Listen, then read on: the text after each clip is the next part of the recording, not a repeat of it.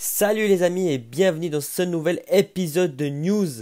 Et tout d'abord pour commencer, je pense que vous avez remarqué que ces derniers temps je ne sors plus autant d'épisodes de news, mais c'est tout simplement parce que je prépare d'autres vidéos dans d'autres formats qui vont sortir bientôt sur la chaîne, comme par exemple j'ai commencé par sortir la vidéo sur ma carte de WrestleMania, et donc d'autres vidéos dans d'autres formats vont encore sortir, et donc c'est juste pour ça. Et donc sur cette vidéo, on va parler de plusieurs news qui sont ressorties de l'épisode de Raw, car il était très riche en rebondissements.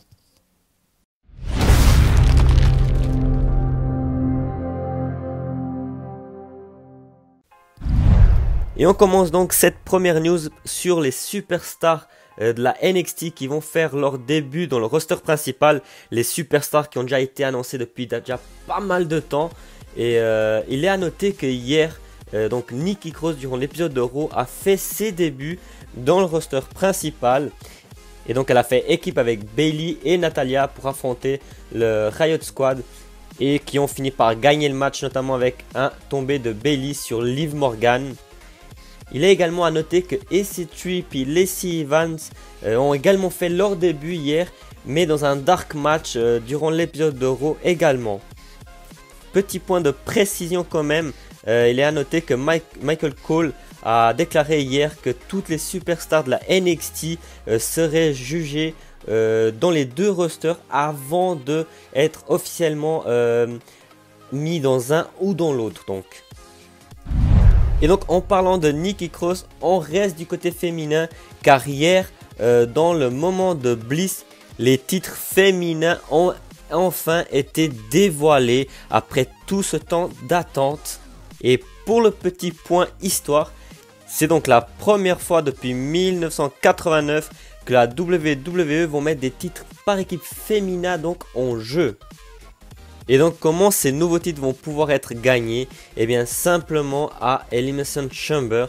Il a été annoncé que 3 équipes de Raw et 3 équipes de SmackDown allaient s'affronter dans un Elimination Chamber match. Et donc l'équipe vainqueur remporteront donc pour la première fois ces titres par équipe féminin. Il est également à noter un petit fait surprenant hier soir sur Alexa Bliss, qui est apparu dans un segment plutôt bizarre qu'on ne comprend pas. Donc elle est apparue dans les vestiaires en topless devant les caméras, et donc les retombées, les critiques sur les réseaux sociaux de la part des fans ont été très mauvaises, et donc on ne comprend pas pourquoi la WWE en fait ce segment, surtout quand on parle d'évolution féminine et on présente les titres tag team et premier pay-per-view, et on nous ressort un segment digne des années 90 dans l'Attitude Era. Donc on ne comprend pas, on ne sait pas pour quelle raison il y a eu ce segment, mais les fans n'ont vraiment pas aimé et ont réagi de la plus mauvaise des manières.